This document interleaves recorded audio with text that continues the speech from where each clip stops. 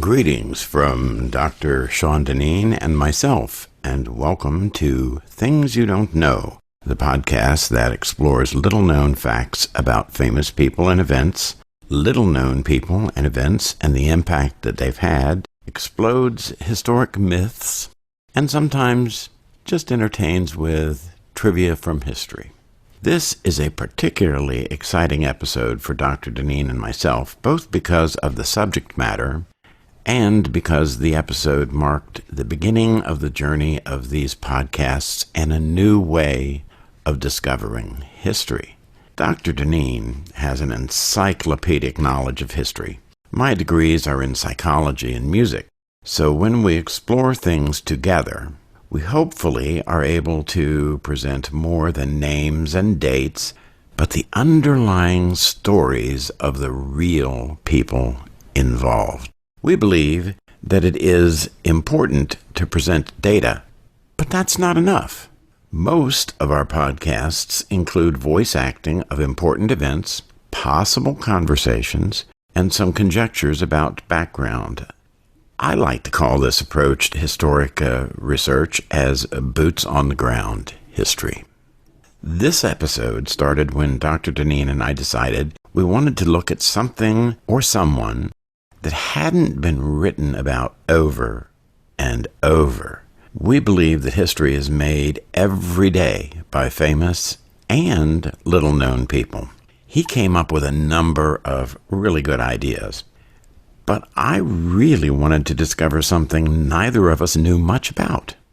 I suggested he go to the oldest church cemetery in his area and search for the oldest marker in the cemetery there, and find someone in the church that knew something about the person buried there.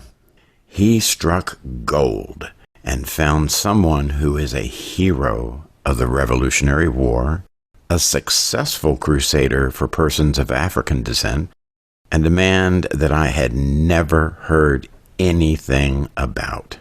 If you want to find out more about our goals in doing the podcasts, please listen to the short episode entitled Introduction to Things You Don't Know. This amazing story is presented in 2 episodes. Special thanks for the voice acting to Kelly McVeigh, Olivier George, and Ryan McVeigh. Dr. Deneen and myself also do some of the voice acting. The remarkable and historic man who is the primary subject of this episode overcame the evils of slavery to become a successful entrepreneur and play an essential role in the revolution. This man was a slave who gained his freedom through courage and determination, helped secure a nation's creation, and continued to foster the new nation's development while fighting for equality for others. This remarkable man has a name worthy of his accomplishments: Caesar. There are several mysteries surrounding this story. Caesar was purchased by a man named Drake. The precise date of Caesar's emancipation is unknown. It is suspected that Caesar and Drake arrived at an arrangement early in their relationship. It is probable that Caesar lived on the Drake farm and eventually bought the parcel of land and house. There is a debate as to what Drake's first name is. Some books call him Nathaniel, but our boots on the ground research indicates his name is Isaac. We will play out 3 scenes in part 1 and 3 scenes in part 2. Unfortunately, they didn't have cell phones to record the conversations, so the scenes are based on assumptions of historic events. We've got some surprises for you in this one. You will eavesdrop on the conversation of an ordinary woman from New Jersey challenging the British Empire over a loaf of bread and how she won. You will also eavesdrop on conversations people had as the British were approaching the town in which they lived. In the first scene, We will eavesdrop on a possible conversation between Drake and Caesar. Come in, Caesar. I want to thank you for your good work in managing the books and sales for the farm.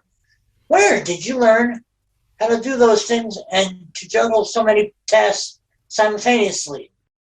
Thank you, Mr. Drake. Before I came here, I wrote contracts and negotiated sales of my father's business. I have watched you as you manage the business and learned a lot about how business is done here. You are a good teacher. People trust you, sir, because you are honest and a man of your word, just like my father taught me. You know, I'm not proud of the way you came to be here. I want you to know that I'm going to do something about your situation. I hope you'll forgive me for participating in slavery. I appreciate your fine work. If I had enough money, I would release you from your bonds.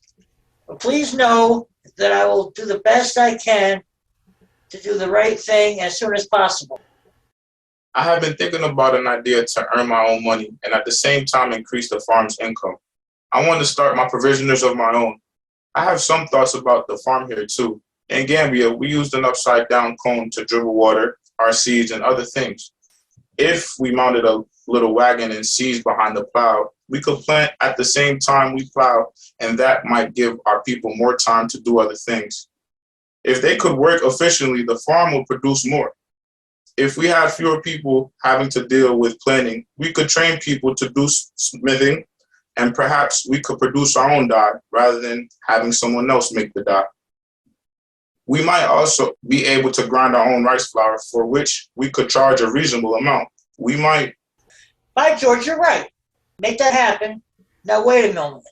We must be practical. What planning have you thought about? Do you have a design for the cone? How much would it cost to create the provisioners? Where's the funding coming from for your provisioners store? Yes, I have been drawing the idea of the cone. Mr. Smythe told me his provisioners cost £50 to start. I have saved £5 over the last 2 months, so I have enough for a down payment. I will sell the draft horse Miss Drake said I could have. That will bring me in another £5. I think that might be enough to get started. Don't sell the horse. You'll need him. If I could possibly spare it, I will loan you the balance. 4 years later, Caesar's Provisioners Store, that's a name for like a general store in those days, was a profitable business. The legal record is unclear about the exact date, but there are suggestions that Caesar and Drake had come to an agreement and Caesar had been emancipated. This next scene takes place at Caesar's Provisioners and is a dialogue between Caesar and a friend and customer whom we call Cyrus. Good morning, Caesar. Did my rice flour come in? How are things going for you these days? It must be different for you since you got your freedom. I must admit I was a little surprised you didn't leave and go home to Gambia. I'm glad because you are fair and do the right job here at your provisioners. I appreciate that, Cyrus. I thought about that honestly, but I have a family to look after and the passage to my homeland is very expensive. Have you seen the Amboy Gazette? Governor Franklin is going to suspend the legislature. He wants total control of everything in the colony, I guess. Good heavens. I never believed all the trouble in New England would come down here. Do you think the governor is trying to make people accept the Brits' control or what? The governor wants to win the favor of the king and the British colonial officials. I think he fears that the colonists aren't smart enough to make decisions about government and that a system without hierarchy will lead to anarchy and chaos. The British system has a role for everyone. What do I know about politics? It has worked for 100 years. I don't know how a new system would work. You make some excellent points, Cyrus, but I look at things a little differently. I see this colony could be away from the apron strings of the British. I look at your life. You run your business very well. As far as I can tell, you are just as capable as anyone else of participating in government. I'm not sure I understand why you would want to side with the people that enslaved you. I must admit, I do like the idea of a society in which everyone has a voice. I also worry that the king might get upset if we try to make too many changes. There might be consequences if we go too far. Do you think you would ever consider leaving here? No, I was captured by the Mandinka, sold to the British traders, and brought here. Yes, I know that buying a person is not right, but the blame is truly not just on the people here. Drake has treated me fairly well. My home is here now. My family has roots here. I have found my faith. I even bought a pew at the church last month. I am free, but I still can't vote. But I will acquire enough property to qualify me to vote. People like you, Cyrus, make it easy for me to want to be here and be a part of this experiment in the new world. The next scene takes place in 1776 and is another conversation between Cyrus and Caesar at Caesar's provisioner's store. Caesar, thank God you're alive. I was worried you had been captured. The governor has had a manhunt out for people sympathetic to this call for independence going on for more than a year. I am not that important. And besides, it would take a lot to find me if I wanted to hide. I am pleased you are still here. The militia has confiscated loyalist property. I thought you would have headed to New York by now. Be careful, my friend. General Cornwallis and 15,000 troops are coming up to Scotch Plains next week. The Crown has recruited an entire regiment of slaves and freemen. The Black Pioneers, they are called. Washington's own dog keeper is with them. The British are more open to people of different cultures. They did not enslave our people and bring them here against our will. 100,000 men are free because of Cornwallis, Howe, and the king. The British are not guiltless. They are the ones that brought me here. These sons of liberty seem to think they have a right to whip slaves and drive Native Americans off their land. Can you really trust them? I think as a Christian it is wrong to rebel against an anointed king.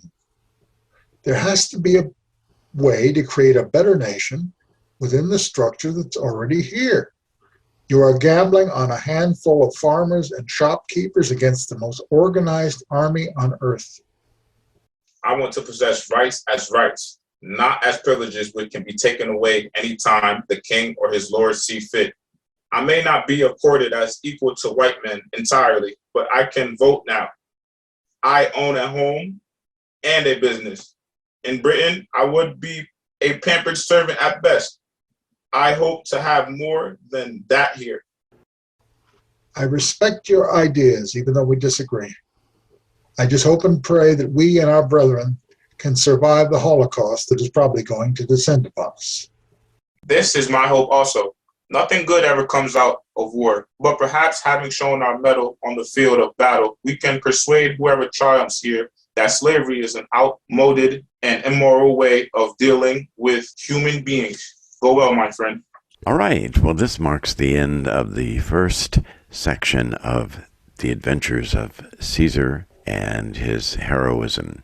We hope that you've enjoyed this and that you will tune in for the next section of this amazing story, which is even perhaps more adventurous.